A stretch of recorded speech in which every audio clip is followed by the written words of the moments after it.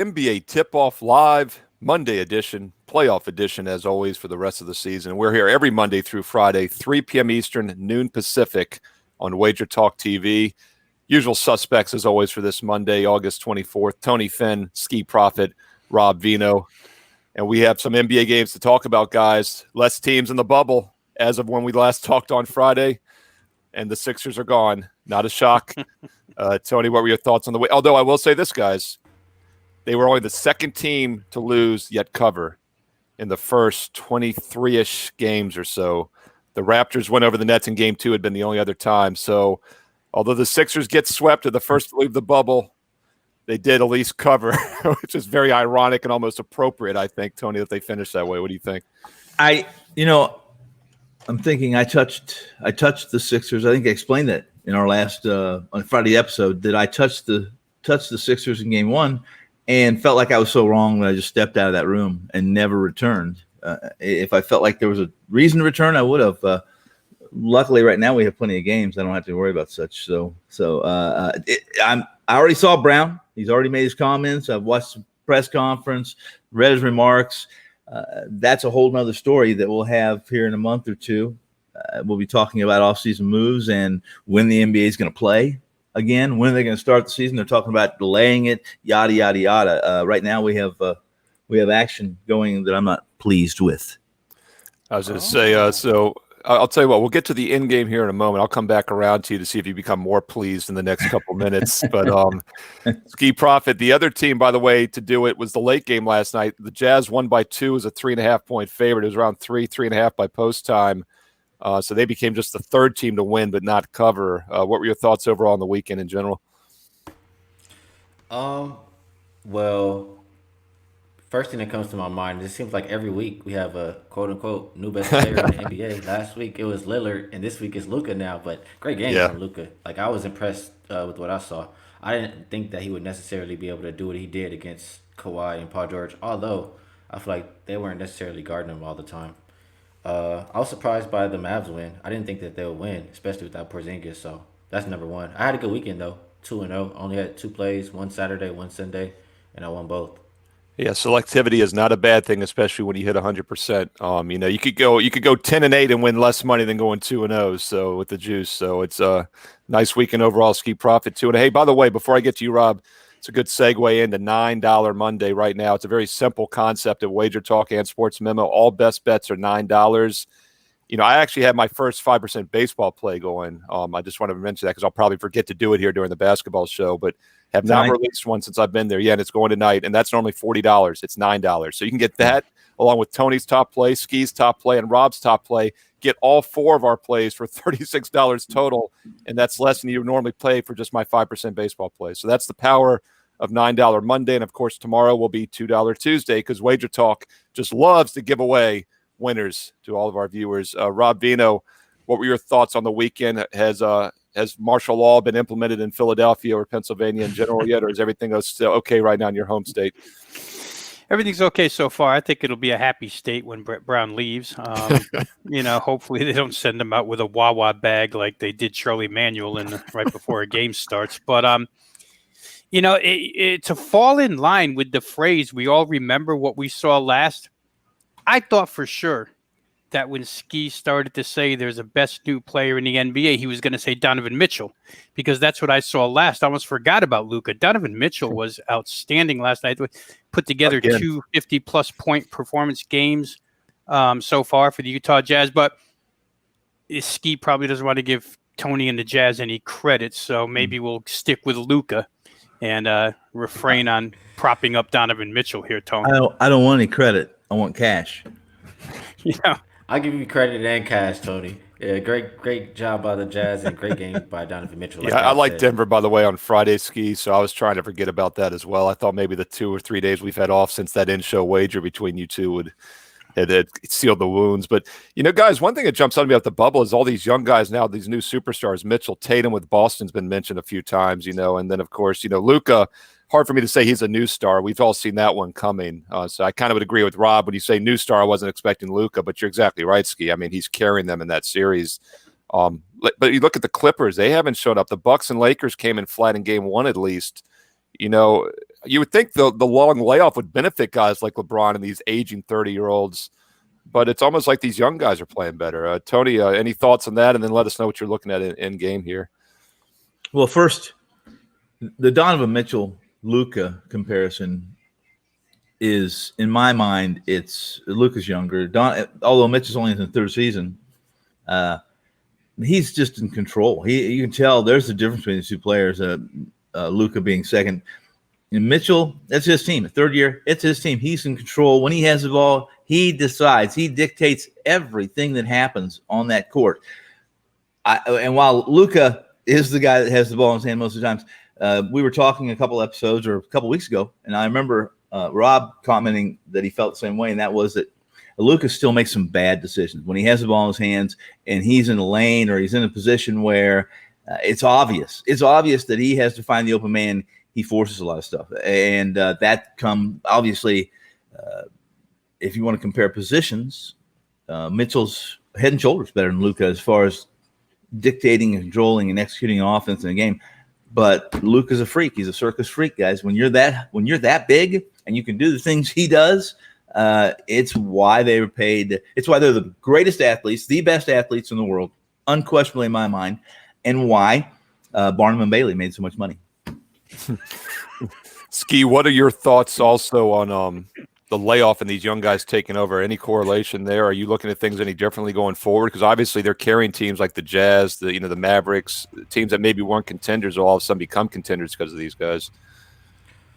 Well, with the layoff, the only thing I can think of the younger players probably get tired faster than the players who've done the 82 games a couple times or a few times. So maybe that break just let them get a little breather and let them be able to work on their game, like adjust their game to what they saw the first half of the season, and now they're flourishing. That's what I think of. But I think Tony said Luka makes bad mistakes. I mean, I don't see Donovan Mitchell being perfect. It's times where he comes off a screen, he's open and he doesn't shoot it. He'll drive it into three more players and then get caught up. So they both make mistakes. They're both great players. And I didn't mean to cut off Rob. I just had to give them both their credit there. So let's see what Rob has to say. It's just a feeling you have when I'm watching. It's just a feeling you have. Whether you're if I'm against Mitchell, I don't feel very good. I agree. When I'm with him, I like it. And Luka, I kind of cringe a lot of times when you get the ball and 5 seconds on the shot clock. I don't feel that comfortable.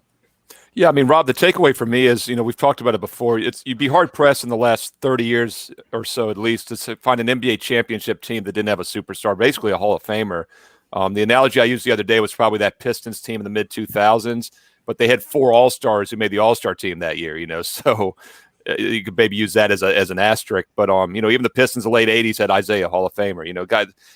So you look at these teams like the Mavericks and the Jazz, you're like, well, they don't have that guy. But all of a sudden now with Mitchell and then Luka, who very well could be that guy, we all kind of saw that coming. But you look at Tatum or you look at Mitchell, I mean, they're so young and so much upside. Do you have to handicap these games a little different? We don't have Teddy on today, but he said there would be very few upsets, no different than the other years. But from what I've seen so far, these lower seeds have come to play. And Portland's given the Lakers trouble still as well.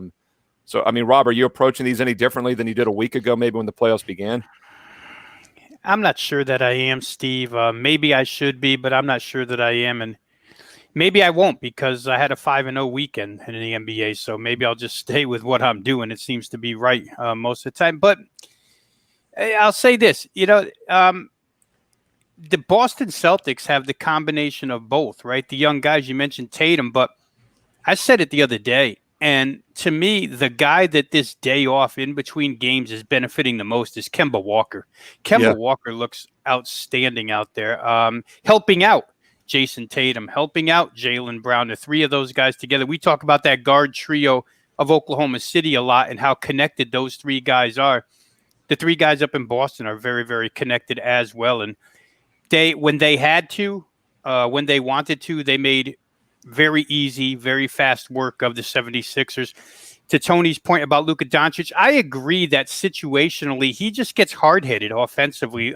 If things aren't going well, then it seems to me that he feels like he has to take it upon his shoulders at 21 years old. And he'll make some crazy offensive plays, and he'll argue with referees about foul calls consistently. So there's maybe a little bit of maturity issue on Luka's part still to be solved, which will be solved. He's only 21. He'll learn. I don't remember Dirk being, totally polished at 21. It took him a couple of years to get there as well. I tell you what, and I was saying to my son the other day, who's an avid Dallas Mavericks fan, it would be nice if Nowitzki was on the bench to help Luka out. He's not, when Luka gets into trouble and gets hot-headed, you see Boban run in and try and, help him out a little bit and calm him down. But he's a supremely talented player. At times in that series, Kawhi Leonard included, Luka Dončić is the best player on the floor, bar none. So to be that at 21 years old is crazy good. And we're kind of separating hairs, right, Steve? When you talk about Tatum and Mitchell and Luka, I mean, they're all superstars in their own right already. Yeah, and I would say we'll have a lot of time tomorrow to talk about the Clippers, Mavs, because there's actually only 2 games tomorrow because the Raptors Nets is no longer on the board either, along with the Sixers Celtics, of course. But we do have 4 games today, 3 that haven't started. And I'm going to go to you now, Tony, because the Bucks had gone up by 3. It was tied when I went to Rob, and now the Bucks are down by 1. I don't know what you have in this game, but I have a sneaking suspicion you maybe have something to do with Milwaukee, or is it the total?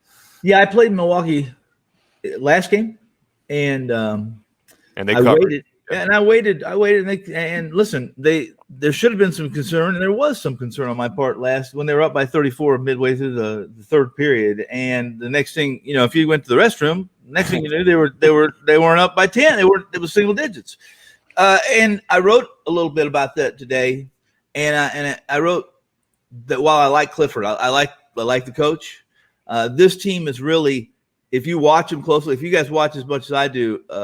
In particular games, especially the teams that are in the bubble recently, that this team really it's rudderless in a lot of times, and they're leaderless. And a lot of people will look towards Giannis, but he's not really even fluent in English. It's difficult to be a true leader, both verbally and in presence too, and by example. But mostly, this team isn't so dependent on Giannis as they are. Guys like Middleton, who's again today struggling. I thought maybe he broke out of that, and today he's again not showing up. And to make this whole article I wrote that would bore you guys to tears short would be there's a problem with this team as far as being championship ready, and that is that they don't have that killer instinct. They don't put their I hate to use this, their knee on your neck when you're down and make it hurt. They settle for shots from the perimeter far too often and they just don't execute an offense like you would see a team when the team's up by 15 and they know it's getting crunch time and the opposition can get desperate. They don't do the right things. They don't do the things the championship teams have done. That's just my opinion. Yeah, Ski, I was going to say, I said it weeks ago when I saw the Bucks at minus 160 to win the Eastern Conference. I saw the Raptors at 4-1, the Celtics at 4-1. I said on the show, I wanted nothing to do with the Bucks at minus 160. And we saw it last year. The Raptors knocked them off. And they were the number 1 team in the NBA last year, record-wise. I got to see him do it first, And Giannis, great point about him, Tony. I've said the same thing. Of all the superstars out there, I think he's the most overrated superstar. I mean, he's an MVP candidate, but who would you rather have? I'd rather have LeBron. Yeah, I'd rather have Luka over the next 10, 15 years over anybody, obviously. But, I don't feel like the Bucks are the best team in the league. I mean, what are your thoughts? I've been heavily against the Bucks for as long as I can remember, going back to last year. I mean, until Giannis gets that jump shot, he's going to be the same. It's going to be the same story. They're not going to go very far in the playoffs. Teams are going to know what they're trying to do, and the blueprint has been laid out by Toronto. So I was higher on Toronto, like you said. As far as this game right here, I still think the Bucks pull it out and cover for Tony fans. So don't worry too much right now. That's so weird. I'm telling you, that's nice of you to say. But I'm not going to be in position to hit a 35-footer with no time left on the clock to cover in this game. Yeah, they're up by 3. Nobody said anything about that, you guys. But I always, games like that happen, I kind of go through the site and say, let's see who's happy right now and see who's cursing and throwing stuff at the TV. And I looked, and I said, Wow. Quite a few guys are really happy about that shot. That's primary for certain. Yeah, and Rob, it's near the end of the third quarter right now. The Bucks are up by 3, 1:59 with 23 seconds to go. 226.5 was a total, so it's well under the pace. And by the way, the Bucks held on to cover Saturday for Tony by 2. 14-point win is a 12-point favorite. They had been, 14 and a half, I think, in game 2. Yes. But that's what made it 25-3. And the Lakers covered by a half or got a push, depending 7.5 or 8. So technically it went 4-0 Saturday to bring it up to 22-1. No, I'm sorry, 23-2. And then it went 2-2 yesterday, as I mentioned. The Sixers and the Nuggets both covered by about a basket each. So this weekend now, it's 25-3 overall, but we've seen a lot of games decided by a basket one way or the other. The spreads are getting sharp right now, and the odds makers seem to be on point, Rob. Any thoughts on this daytime game? Yeah, and real first on your last point there, Steve, I mean, I was the beneficiary of Joel Embiid's meaningless three-pointer at the buzzer, which sent the game over the total from 213 to 216 win, and also makes Philadelphia cover, so he killed two birds with one stone. Incredible. And then last night, I mean, I'm sitting with the over in Denver, Utah, which was fine, but the people who had Denver loved Jamal Murray's three-pointer right at the buzzer to make it. There goes Ski. Yeah. He's one of those, so there were a couple of games decided by last-minute shots last night. To this first game, real quick, at the Tony's point and Ski's point, it's interesting. Milwaukee is not all that much different than Houston, guys. They depend on driving the lane and either all the way to the rim or kick and shoot threes. And these teams, we talked about it on Friday. Toronto set the precedent. You put that picket line in the paint or picket fence and don't let him reach the rim and see if anybody else will beat you. And, the surrounding cast has to win games or help Giannis win games. Now, it's interesting in an article today that I think it was Eric Bledsoe said last game, they just wanted Giannis to go, whether he was double teamed or triple teamed. They wanted him to go to get his aggressiveness back. So that would talk to Tony's point about him not always having the killer instinct. But boy, Russell Westbrook doesn't get the complete picket fence treatment when he gets into the lane like Giannis does. But when you sit back and analyze both of these teams and what they're trying to accomplish offensively, drive and kick or drive and score, drive and get fouled, they're not that much different. Yeah, and I was going to say, I mean, once again, into the third quarter, by the way, 84-81 Bucks. So we'll see if a record that is 25-3 could very well, as Rob said, be 27-1 right now. So we'll see if the Magic can hold on and win outright.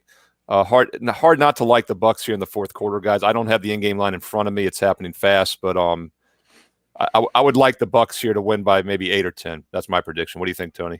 Yeah, probably. I mean, again, I'm not confident. Look, they needed to have I saw this game playing out differently. First off, let's just be honest.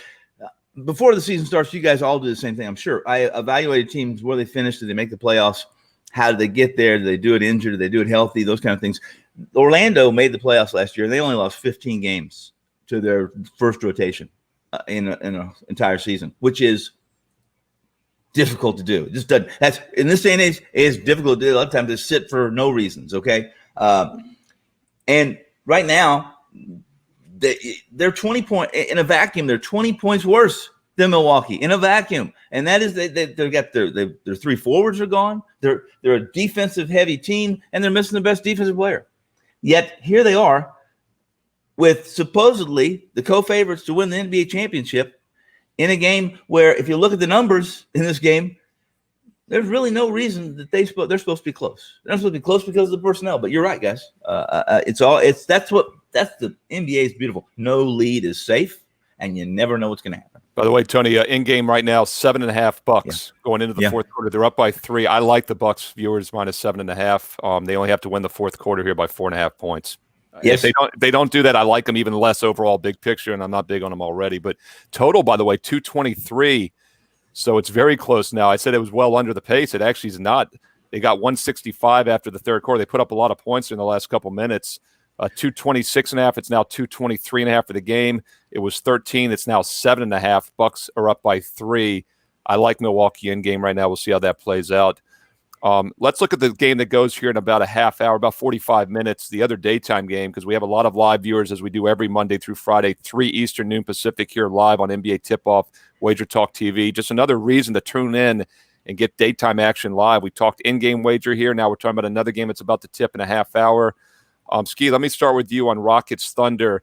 Houston, a 2.5-point favorite in this one, total around 223.5 against the Thunder. I took a shot with the Thunder. I believe it was game 3. They let me down. Of course, I do not use them in the last game. They come back and win in overtime. Of course, I had the, as I said, I had the Nuggets like you did on Friday. I didn't use them yesterday, and they come back and they get the squeaked out cover. So I'm a little bit of a zigzag recently here in the NBA playoffs. The zigzag is good normally in the NBA playoffs, but not when you're zigzagging wins and losses. What are your thoughts here on this one? Do you think the Thunder can keep it going? They have to, but it's going to make it tough without Dort. He was playing the best defense out of anybody on James Harden, and they may be without Steven Adams. I'm not sure if they said that he's going to go or not yet. He's game time decision, right? I think he'll play though. But if I had to play the spread right now, knowing Steven Adams will play, I would probably still maybe lean towards OKC, but I look more towards the total. I think without Dort on Harden, he's able to get free and have a better game. I think if Adams doesn't play, I think that also helps the over. The over is 25-10 for OKC without Adams since he's been in a Thunder uniform. And I would expect points here in general. OKC versus less than 65% win teams with a total between 215 and 226. The over is 8-2. So I just expect points, and I would probably lean towards the over. Yeah, Rob, what are your thoughts on this one? Total around 223.5 right now, and the Rockets a 2.5-point road favorite. Yeah, I think, Lou against Dort has gotten a lot of fanfare the last couple of days, as Ski said. Mostly for his defense on James Harden at the 3-point arc, though, because the other day, despite the fact that Harden went 3 of 13, he had 38 points. So Dort played 36 minutes. Harden played 37 minutes. Dort was on him a bunch of the time. And even though he didn't hit threes, Harden still found a way to get to 38, whether it be through free throws or 2-point shots. So, yes, he's been better on James Harden on the 3-point line, but the all-around game, James Harden's going to find a way to score. I think it's interesting to note, guys, when you go through the box scores of the last 2 games, how identical offensively Houston has played. I'm just going to read you some numbers here real quick. Houston in game 2, they shoot 41.8%, go 38 of 91. The most recent game, they go 38 of 92. Almost identical numbers. From the 3-point line, they hit 33%. They hit 30%. From the free throw line, they make 16 free throws each game. All 3 of those games were horrible shooting for the Houston Rockets. It's going to happen during a 7-game series, but it doesn't happen every game. I'm kind of with Ski here, where I think Houston's going to get back on the board point-wise, and OKC's 3 guards finally came together and had a game. Those 3 guys combined for 78. If you add Gallinari in, those 4 combined for 98. And maybe they've got a little bit of rhythm on the offensive side. Now, there's overtime to be counted in there. I get it. But the 3 guards were better as a unit than they had been offensively up until that point. So I think this game gets over. These games, first half real quick, I want to point out too, guys, because that was a big number here. They've gone... I got to get it for you real quick. I apologize for not having it right in front of me. But in the first halves of games so far, they've hit 120, 120, and 111. And not necessarily having great offense all the time. Today's number is 114. Yep. Maybe a first half over and a game over here. Steve, you like to compare what the first half is to the full game. So 114 is a little heavier than the 224 and a half asked. But I like them both here. Yeah, actually 223.5 now, so it's 114 versus 109.5 for the second half. And that's surprising, guys, because it's a 2.5-point spread. So that's in a competitive game. You would think there could be some fouling down the stretch. So it's interesting. The first half line is definitely a few baskets higher. By the way, a minute and a half into the fourth quarter, the Bucks were up by 9, and they still are up by 9 right now. 1.5 minutes in, they've already outscored them by 6 points, and they're covering now the 7.5 adjusted line. New game line is now 10.5. So it went from 7.5 when I recommended it now to 10.5, a minute and a half in. Tony, you're getting closer to the 13. You might have a chance. We're pulling for you here, my man, but we'll see what happens. It's another litmus test for the Bucks. This is where you're going. This is important to me, guys. We can be influenced and we can be swayed if we don't watch a game and then someone shows us a clip after the game, the last 2 seconds. What is the team doing? Which one's walking with the strut? Which one has their heads hanging? And these are the points in time in the game when, again, no lead is safe, especially in the NBA with the talent they have. What are the Bucks going to do? What are they going to do now? 9-point lead, final quarter, like you said, 10 and a half minutes to go. This is where the star is supposed to step up and make the players around them better. It's interesting. It's too bad we don't have a screen and we can yell. Really, no matter what happens, though, I'm not going to be impressed when the number one record in the league takes care of the worst team in the playoffs. No, you're right. Offensive team in the playoffs. Because, like you said, if you just saw it now, you'd be like, oh, they're on the pace to cover. They've been up by 10 all game. But we know that's not been the case. And no matter what they do here, it's going to be cause for concern for me back in Milwaukee. Hey, by the way, Johnny Detroit Control Center sent us over the adjusted series prices. I saw them, and I think it's 1 to 400 is what the Bucks were before this game, and 80 to 1 is what you could have gotten the Magic. Tony, though, this Rocky game is interesting. What do you see? There's like minus 500 Houston now, plus 400 Thunder, I think, for the series. I have been from the school of thought that Oklahoma, the city, that the Thunder could not play small ball with Houston unless, as you mentioned, they're going to get almost 80 points from the perimeter. Their three guys. Then in that situation, even then, they got those kind of points and had to go to overtime to win. Right.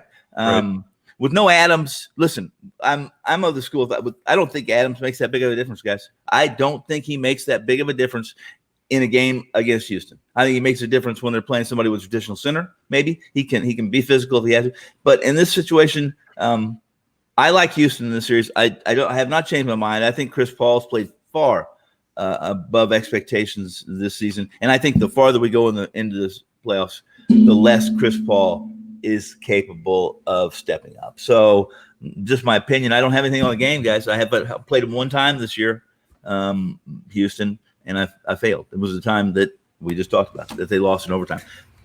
Yeah, what concerns me too is, I mean, the Rockets have shot below 42% their last two games, and they still won and lost in overtime. So it's like the Thunder can't really, or I don't even know if the Thunder's shutting them down. It's probably not the right term. The Rockets can't shoot much worse. Ski, what do you think? Numbers. I want to put some stats behind what I said earlier.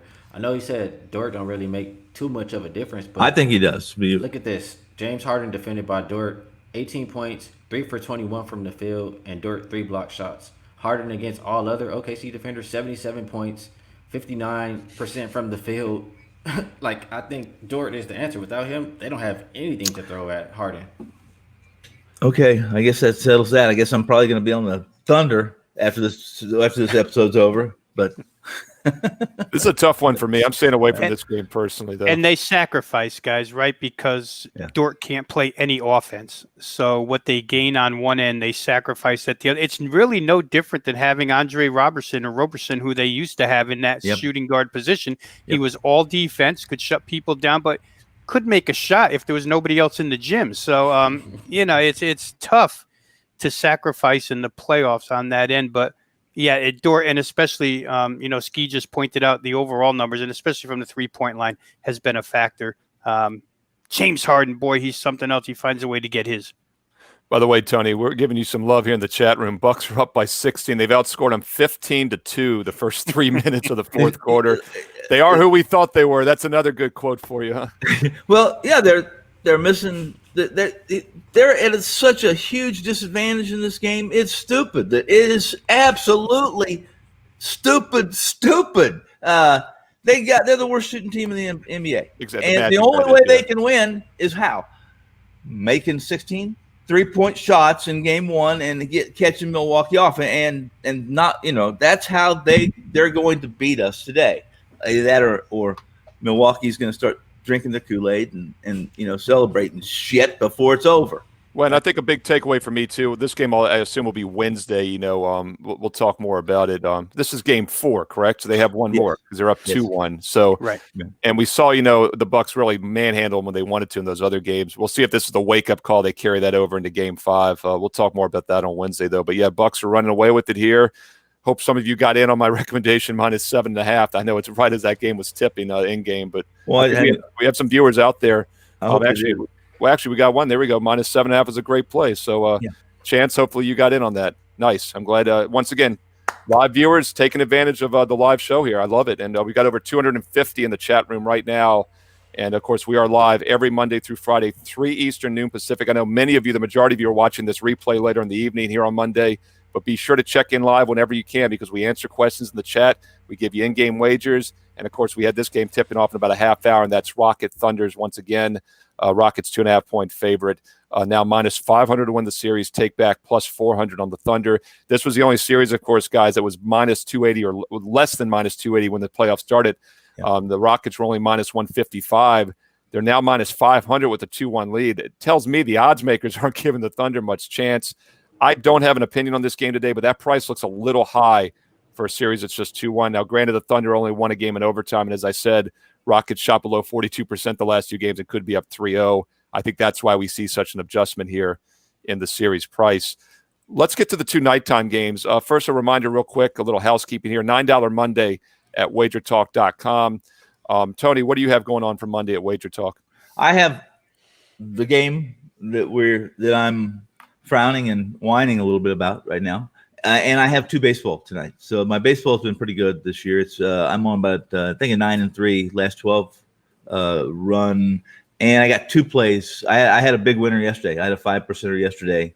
I had him on Darvish, who was I don't typically lay that kind of I don't lay that wood in a game, period, yet alone a big play. However, guys, and this isn't a baseball show, but moving forward in baseball, for the final 30 games, you're going to have 2 choices, and that's you're going to be on a dog or not play because if you're like me, there's going to be it's just going to be no difference in September in Major League Baseball. A lot of minus 200s, 240s, 250s because one team is playing young and the other team's playing for a position. Thank goodness we have 16 playoff teams, or it would be worse.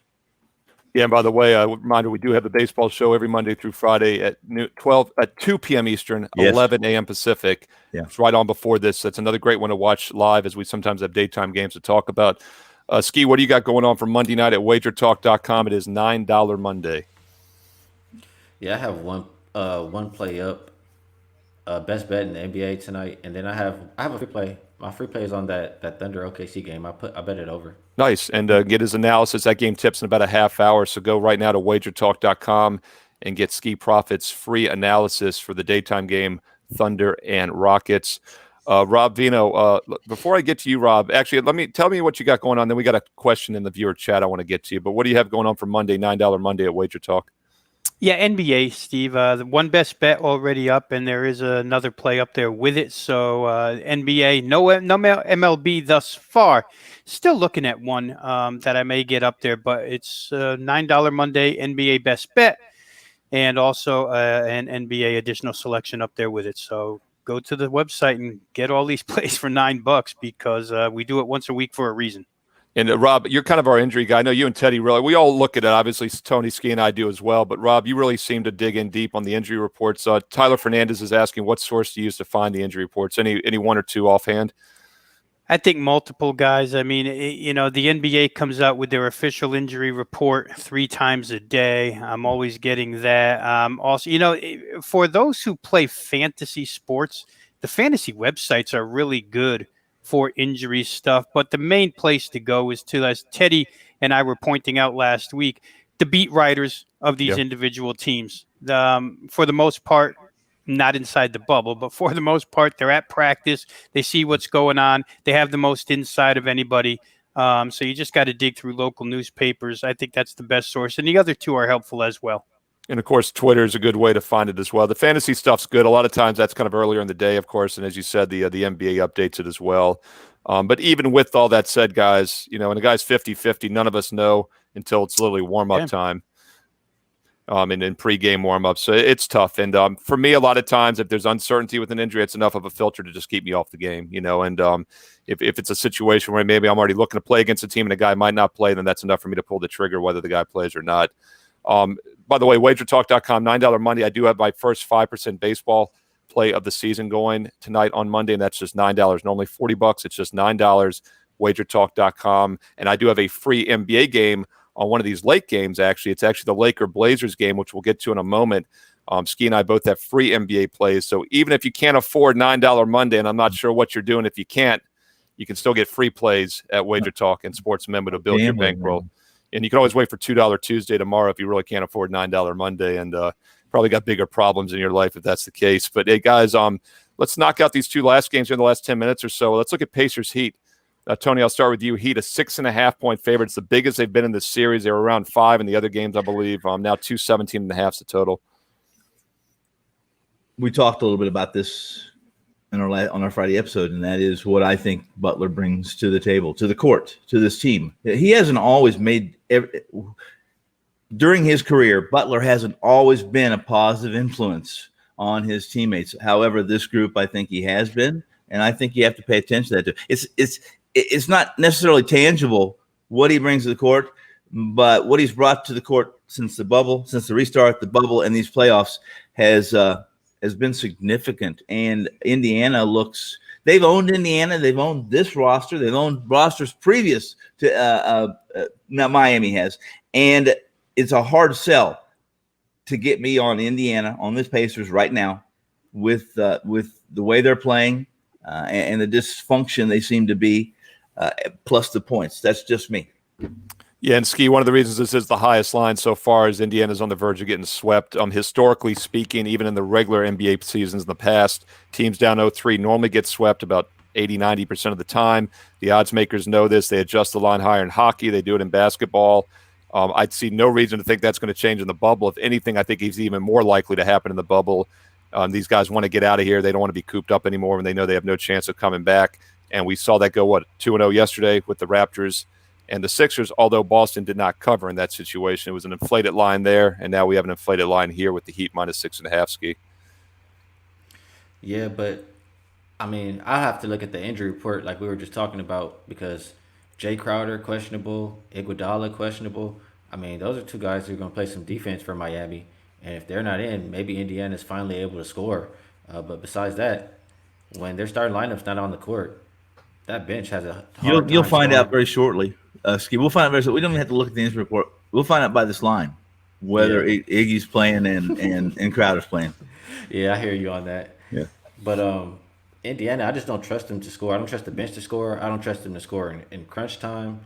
I have to just roll with the Heat if I'm going to play the side in this one.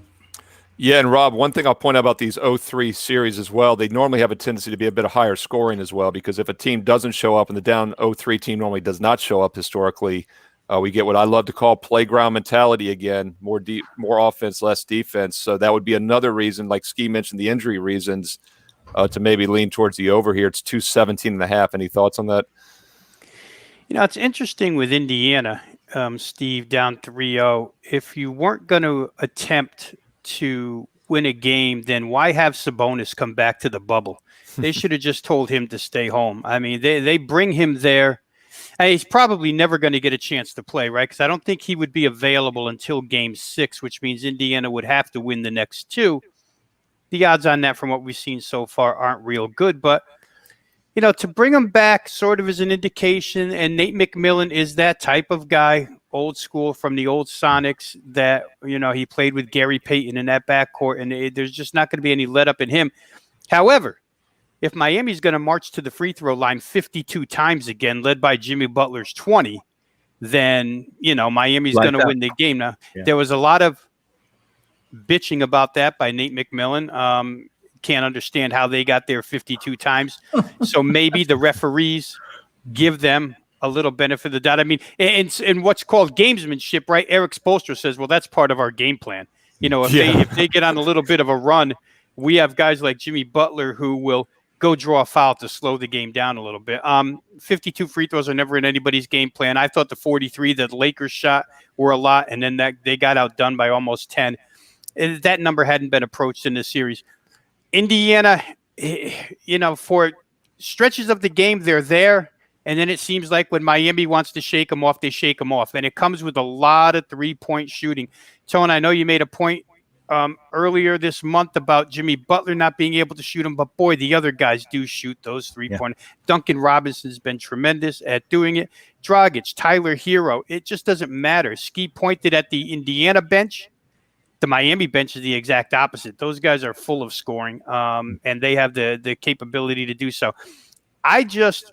One more time, and I haven't been involved in this series at all, but I just feel like at some point in time, Indiana, whether it be first half and they come out real hard here and cover the first half or maybe are ahead at halftime, I feel like there's some life still in them because of their head coach and because of the players on the floor. Malcolm Brogdon played a real good game the other night. But as Ski said, once you get past their starting unit, it's been pretty dismal. Without McDermott making some threes, TJ McConnell getting some garbage points, it's just hard to take the starters off the floor. Yeah, and by the way, I tried a free play on the first half Pacers Saturday, and they got blown out, and then they covered the second half. So I've had no feel for this team, and I'm staying away from this game for that reason. But yeah, it's been tricky, Rob. I agree with you there. By the way, the total is interesting in this, guys. Look at the jump around in this series. It was 221.5 game one, 216.5, 213. So game 3 was 8 points lower than game 1, and now it's 217.5. It's up 4.5 points from game 3. They went under the first 2, then they went over. But what worries me about the over here is they shot like 96.5% combined in game 1, like 49-47, 47-44, 48, 49-45. So they've actually, both sides have shot well in all 3 games, around the average, if not slightly above, and the games are still barely hitting these totals. But it's an 0-3 series, and like I said earlier, you don't handicap these games the same as you do the first 2 or 3. Those have more defensive intensity, most likely.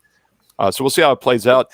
Here, the last few minutes, guys, let's talk about the nightcap, as it is each and every night. The LA teams are always playing, whether it be tonight or tomorrow. This time it's the LA Lakers, -7, and the Blazers are their opponent, of course, 226.5. I'll start with you, Tony, then I'll go to you, Rob, and then we'll get Ski last since he's our LA Laker expert. Tony, what are your thoughts on this one? And quickly, I think everything's connected in this game. If you like the Lakers, if you think the Blazers are tired and they've, to some degree, in their mind, given up, or at least have less hope than they had coming in, then you play the Lakers -7 on the under here. I think if the Lakers win this game, I said it before, it comes in unders because Portland doesn't score and because Lakers do their job defensively. If you like Portland, I think you have to play the over. If you like Portland with points, then you play the over. That's just my opinion. Rob, who do you like in this one? Well, I think a couple of things I read were interesting. You talked about young guys and the more veteran guys and who might be more tired, who might be helped by the day off, Steve. And it's interesting to note that both LeBron James, who obviously is an older guy, and Anthony Davis, who I would consider a veteran of the league now, both took the time to point out that they're going to continue to run the floor with their bigs because their whole intent is to wear Portland down. Portland's been involved in a ton of games. As Anthony Davis put it, they've been playing Game 7 since they got to the bubble, and our bigs are going to continue to run in hopes to wear them down. So they don't fear what Portland does best, which is, play an up-tempo pace. And I think LA thinks that they can wear them down and outscore them. They almost got to the over last game. I think it was 224.5 game, hit 224. A lot of Lakers scoring, a lot of easier shots, a lot of free throws, pointing down at Ski, who must have been on the under in that game, right? Yeah, there you go. Thank you. So, again, benefit of the end of game situations. But these guys, to me, are going to go. Damian Lillard said that the finger did bother him last game. When he went to gather and shoot the ball, he felt some pain. He felt a little bit of pain when he was dribbling and had to slow up a little bit, but thinks everything will be okay. It's interesting to look at Portland's quotes because they feel like they're acting like there's no pressure at all. Yeah, we're down 2-1. So what? We're in a good spot. Being down 2-1 to the Lakers isn't exactly a good spot, but I think they're going to come with a big effort. I think we'll see more offense out of them tonight. And like I say, from all indications, LA has no problem getting into an up and down game with Portland, feeling like they're the better, at least at this point, the less fatigued team.